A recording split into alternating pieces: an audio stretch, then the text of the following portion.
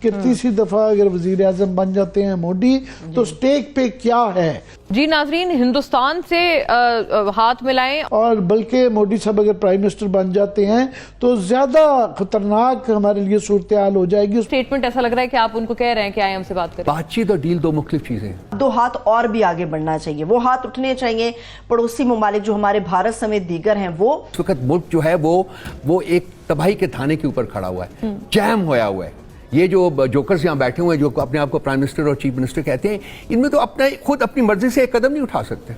یہ تو مورے ہیں، ان کی تنابیں تو کہیں اور ہیں، کہیں اور سے کھینچی جا رہی ہیں، تو یہ ملک کہاں چلائیں گے؟ بھارت سے جو بیانات آ رہے ہیں، ظاہر ہے ایک تو سمجھ آتی ہے ان کے الیکشن ہے، اور وہ اس کا پورا سیگمنٹ ہم نے ایک بعد میں رکھا ہوا ہے کہ اس کے اندر ایک تواتر کے ساتھ بہت زیادہ ایگریشن آ گیا ہے، اور اس کے ہمارے اوپر اثرات ہیں کہ تیسری دفعہ اگر وزیر اعظم بن جاتے ہیں موڈی تو سٹیک پہ کیا ہے؟ تو وہ کوئی ظاہر ہے بڑے لوگوں کی خواہش ہے، بزنس مین کی خواہش ہے، اور بھی لوگوں کی خواہش ہے کہ ہم تو پیسنک بننا چاہتے ہیں، پر بھارت سے یہ ہوائیں نہیں آ رہی، امن کی ہوائیں بالکل بھی نہیں ہیں، اور بلکہ موڈی صاحب اگر پرائم منسٹر بن جاتے ہیں تو زیادہ خطرناک ہمارے لیے صورتحال ہو جائے گی، اس پہ بات کریں گے۔ مگر یہ ہے ہمارا، آپ نے بڑی پکچر، بگ پکچر کی طرف ذرا منظر کشی کی۔ عارف حبیب صاحب نے صحیح فرمایا کہ ہمیں بھارت سے بھی بات کرنی چاہیے۔ بالکل آف کورس جو ہے یہ دنیا بھر میں ساؤتھ ایشیا وہ واحد ریجن ہے جس کی ریجنل انٹیگریشن نہیں ہے، مطلب یہ ہے کہ آپس میں جو ملک ہیں خطے کے وہ بالکل کاروبار نہیں کر رہے۔ سارک ہمارا نان فنکشنل ہو گیا ہوا ہے کیونکہ بھارت نے یہاں نہیں آیا۔ ہمارا روز ترکھم بارڈر اور افغانستان کے ساتھ پرابلم رہتی ہے۔ ایران سے شکر ہے کہ اب ہم نے کوشش کی ہے، یہ جو نیا بات چیت شروع ہوئی ہے اس کے اندر کافی زیادہ بارٹر ٹریڈ کا ایلیمنٹ بھی ہے، کیونکہ باقی چیزوں کے اندر مسائل رہتے ہیں تو بارٹر ٹریڈ بھی ہے۔ چین کے ساتھ اور بڑھ سکتا ہے، ہم اس کی طرف بھی لگ رہے ہیں، مگر پرابلم یہ ہے کہ یہ کلیئرلی ایک کامن سینس کی بات ہے کہ ہم نہ صرف خطے سے، انڈیا سے خاص طور پہ اگر کر لیں تو ہمارے لیے زیادہ بہتری ہے، وہ اس لیے کہ ان کے معاملات ٹھیک چل رہے ہیں۔ مگر وہاں پرابلم یہ آتی ہے کہ وہاں پہ اس وقت فضا جو ہے وہ کوئی موافق نہیں ہے پاکستان کے لیے، پاکستان کے لیے بالکل بھی نہیں ہے، کیونکہ یہ تالی دو ہاتھوں سے بجتی ہے، اور ہم بہرحال جو ہیں کمزور ملک ہوں گے، چھوٹا ملک ہوں گے، چھوٹا بھائی وہ کہہ کے بڑی کنڈیسینڈنگ ایٹیٹیوڈ ہوتا ہے، مگر ہم ایک باعزت ملک ہیں، ہم ایک آنریبل ملک ہیں، تو ہم ایک حد سے زیادہ نیچے گر کے ایک باعزت یہ ریلیشن شپ ہونی چاہیے۔ ہم وہ نہیں کیا جا سکتا کہ ایک پارٹی چاہتی نہیں ہے، اور اس وقت تو وہاں پہ کیونکہ الیکشن چل رہے ہیں تو دعا یہ کرنی چاہیے کہ اس سے زیادہ حالات خراب نہ ہو، کیونکہ وہاں الیکشن چل رہے ہیں اور ان کے الیکشن جون 1 تک چل رہے ہیں، تو وہ ابھی خطرہ ٹلا نہیں ہے۔ ہمیں زیادہ واچفل ہونے کی ضرورت ہے، کیونکہ یاد رہے کہ پہلے تو 2014 کے جب الیکشن تھے تو اس وقت بھی پہلے گجرات کا تو سلسلہ پہلے تھا، پھر مظفر نگر کے رائٹس ہو گئے، مسلمانوں کو ٹارگٹنگ کا سلسلہ وہاں سے شروع ہوا، اور اس کے بعد پھر پچھلے اس میں پلوامہ کے بعد انہوں نے بالا کوٹ کر دیا، آف کورس ہم نے بدلہ لے لیا، مگر ابھی جو وہاں سے بیانات آ رہے ہیں وہ بہت ہی فکر مندی کے ہیں کہ وہ ون سٹیپ دیکھ کے، اور وہ اب تو پہلے ہی انہوں نے جو ہمارے ہاں دہشت گردی کے واقعات پہلے وہ ڈینائبلٹی رکھتے تھے، پلازیبل ڈینائبلٹی، اب وہ اون کرتے ہیں گھس کے مارا۔ ویسے عامر صاحب اگر دیکھا جائے تو الیکشن کیمپین کے دوران یہ لوگ کرتے ہیں، یہی گفتگو کرتے ہیں۔ یہ کیونکہ صرف گفتگو نہیں ہوتی ہے، میں نے جس طرح کہا پچھلے الیکشن میں موڈی صاحب جو ہے انہوں نے وہ بالا کوٹ والا واقعہ ہوا تھا، اور ہم نے آف کورس اس کا پھر جو بڑا مؤثر جواب بھی دیا تھا ان کو، بلکہ بہت زیادہ اچھا، وہ ابھی نندن والا جو سلسلہ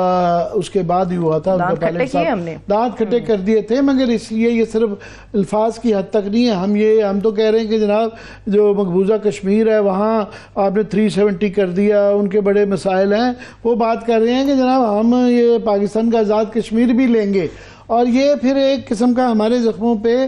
نمک بھی رکھنے والی بات ہے کہ آف کورس ہمارے برے حالات ہیں، تو ان کا یہ آرگیومنٹ وہ بیچا جا رہا ہے وہاں پہ کہ جناب یہ کشمیر کے اندر بھی ری تھنکنگ چل رہی ہے کہ ایک ملک جس کے اندر جو ہے اس طرح کا بے تاشا، میں انڈین ٹیلی ویژن، انڈین میڈیا کو کافی فالو کرتا ہوں، تو وہ وہاں پہ یہ باقاعدہ لائن بیچی جاتی ہے کشمیر کی طرف سے، اس طرح کے کوٹیشنز انٹرویوز جعلی سے دکھائے جاتے ہیں کہ وہ کہہ رہے ہیں کہ جی ہمارے یہاں آٹے کا تھیلا اتنے ہیں، وہاں پہ پاکستان کے دیکھ لیں اندر آٹے کا تھیلا اتنا ہے، ہم وہاں جا کے کیا کریں گے. سو یہ صرف بھارت میں نہیں، کشمیر کے اندر بھی، مقبوضہ کشمیر میں بھی یہ مسالہ بیچا جا رہا ہے. تو یہ خطرناک ہے. ایک تو یہ راج ناتھ سنگھ کا یہ بیان کہ وہ یہ کھل کے یہ والی باتیں کہنا، پاکستان کے آزاد کشمیر. دوسرا جو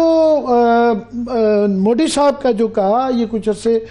پرانا ہے، تو مگر یہ بڑی خطرناک ہے. وہ اس لیے کہ ایک تو یہ ظاہر آف کورس بڑی ریسسٹ ہے کہ اس میں وہ گھس بیٹھیے، انفلٹریٹرز کو ان کی یہ ترجمہ ہے کہ گھس بیٹھیے کہنا مسلمانوں کو. ان کے 14% تقریباً 18-20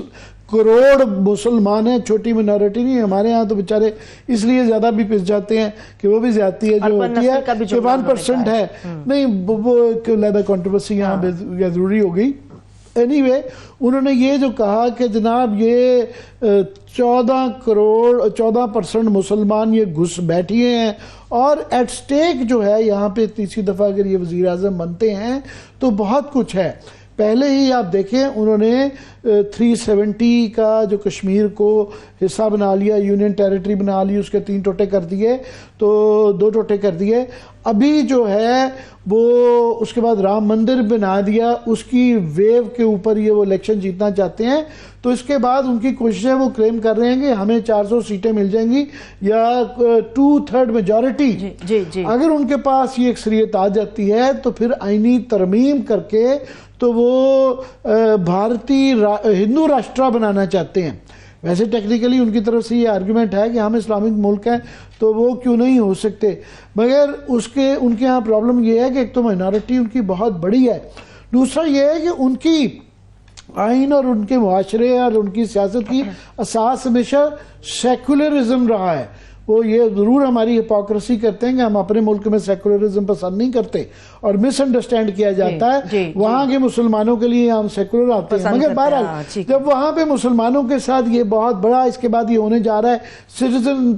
ایکٹ وہ جو لا رہے ہیں کہ جس کے اندر تمام وہ ٹارگٹ کریں گے کون کون مسلمان ہے کون کون نہیں ہے، اور ان کو یہ ٹریٹ پہلے ہی کرنا کہ وہ آؤٹ سائڈرز ہیں، گھس بیٹھیے ہیں، کوئی وہ ان کا اس سے تعلق نہیں ہے. ہزاروں سال سے وہ لوگ رہ رہے ہیں اور وہ وہاں پہ تو وہ جو اثرات ہیں. اور دوسرا یہ جو گنگ ہو قسم کا اگریسو رویہ ہے اس وقت میں، جبکہ وہ آلریڈی یہ ثبوت دے چکے ہوئے ہیں کہ وہ پاکستان کے اندر دہشت گردی کے واقعات میں ہیں. تو ہماری کمزوری اور ہماری جو یہاں اندرونی خلفشار، عدم استحکام اور معاشی کمزوری، تو یہ وہ اس کا فائدہ اٹھاتے ہیں. اور وہ 2 دفعہ مودی صاحب یہ کہہ چکے ہوئے ہیں کہ جناب دیکھیں ہم نے یہ بغیر گولی چلائے جو ہے، اور یہ خبریں بھی چھپ رہی، انالیسس بھی ہو رہا ہے، بغیر گولی چلائے پاکستان تباہ کر دیا، اکنامکلی تباہ کر دیا. اور اس کے اندر ان کی جتنی بڑی اکانومی ہے اس کے اندر ہے کہ انہوں نے جس طریقے سے کوشش کی، ہمیں اتنا کامیاب نہیں ہوئے خیر، اور آئسولیٹ کرنے کی کہ یو اے ای، سعودی عربیہ ان کو اپنی طرف مائل کیا انہوں نے. اور ان کا یہ یاد رہے کہ ان کی فورن پالیسی کی ایک سکسیس ہے کہ وہ سب سے فائدہ، یو اے ای میں بھی وہ کلوز ہیں، وہ رشیا سے بھی تیل لے لیتے ہیں، امریکہ کے تو بیسٹ پارٹنر بن رہے ہیں.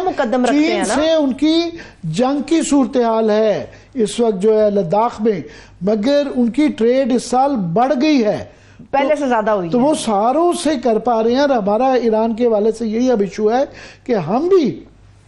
مطلب یہ ہے کہ اب چین کے ساتھ بھی جو ہے وہاں پہ بھی ہمارے اوپر یہ پریشرز آ رہے ہیں، تو ایران کے ساتھ بھی ہماری مجبوری ہے، ہم پھنسے ہوئے ہیں، اکنامکلی پھنسے ہوئے ہیں، انرجی کے پرابلم سروائیول کرنا ہے. سو یہ ہمیں بھی کہیں نہ کہیں یہ بڑے فیصلے ہیں، پر انفارچونیٹلی کیونکہ ہمارے ہاں اس وقت اس طرح استحکام نہیں ہے، ورسٹ ٹائم ہے، ایشوز بہت بڑے ہیں خطے میں، ہمارے بہت بڑے مسئلے ہیں، ہماری ایگزسٹانشلسٹ تھریٹ ہیں، ہماری